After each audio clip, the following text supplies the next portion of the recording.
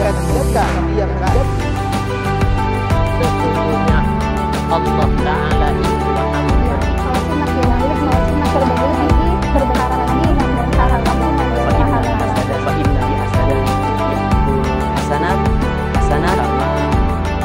Allah Subhanahu wa taala berfirman di dalam surat ayat 109 kepada Nabi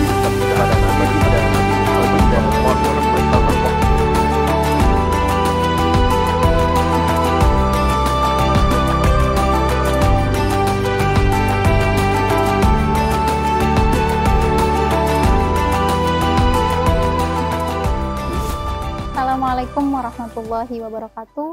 Alhamdulillahirabbil alamin wa bihi nasta'in wa la umuri dunya waddin. Wassalatu wassalamu ala asyrafil anbiya'i wal mursalin wa ala alihi wa sahbihi ajma'in. Allahumma salli ala sayyidina Muhammadin wa ala ali sayyidina Muhammadin. Allahumma faqihna fid din wa 'allimna ta'wil, amin ya rabbal alamin.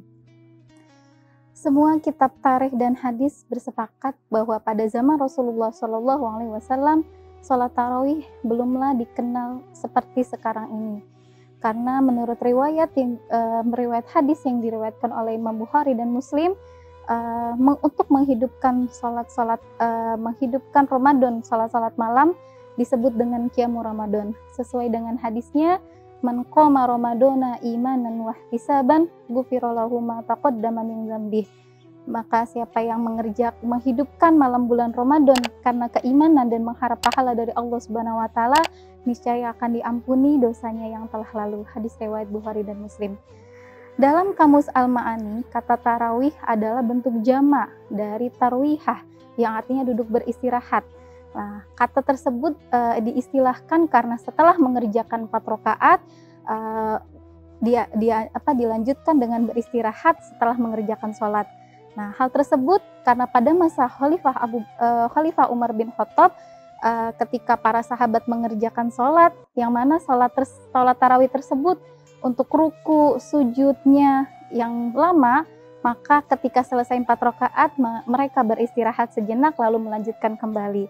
Nah, selain itu, sholat tarawih juga memiliki banyak manfaat yang bisa kita rasakan karena sholat tarawih memiliki banyak keistimewaan. Ya, salah satunya sholat tarawih istimewanya hanya dilakukan pada saat bulan Ramadan saja, tidak dilaksanakan pada selain bulan Ramadan. Juga menjadi salah satu penyebab salah satu amal ibadah yang bisa menjadikan mendapatkan pahala dan ampunan dari Allah Subhanahu wa taala. Selain dari keistimewaan tersebut, sholat tarawih juga memiliki manfaat untuk kesehatan, di mana ketika pada masa menurut Imam Abu Hanifah, Imam Malik, Imam Syafi'i dan Imam Ahmad bin Hambal, sholat tarawih dalam salah satu riwayatnya jumlah rakaat tarawih itu 20 rakaat.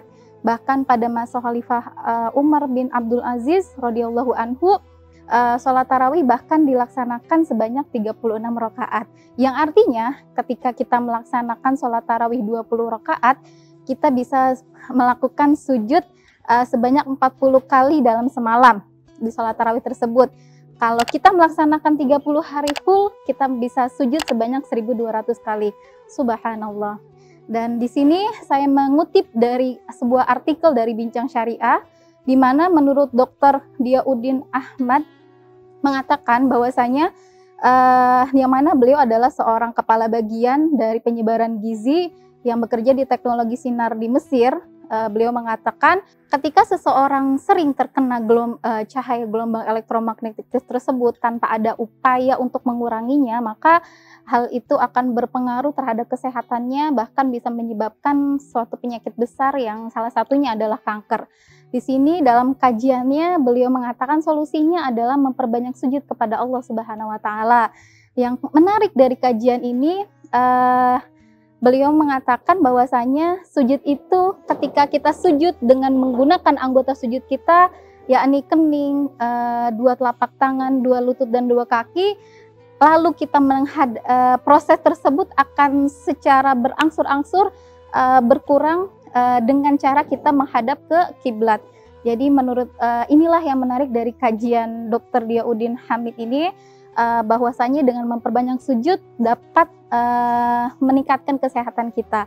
Maka setelah kita mengetahui bahwasanya sholat tarawih itu bukan hanya mendapatkan pahala dan ampunan dari Allah Subhanahu wa taala, sholat tarawih juga mempunyai manfaat untuk kesehatan kita sehari-hari. Karena itu mari kita banyak-banyak mengisi bulan Ramadan ini dengan amal ibadah, dengan sholat sunnah yang lebih diperbanyak lagi, mengharap ampunan dan pahala dari Allah Subhanahu wa taala. Semoga kita diberi kesehatan untuk bisa menunaikan semua amal ibadah, mengisi bulan Ramadan dengan ibadah-ibadah yang sebanyak-banyaknya. Demikian, wallahul muwaffiq ila ma yuhibbu wa yarda. Wassalamualaikum warahmatullahi wabarakatuh.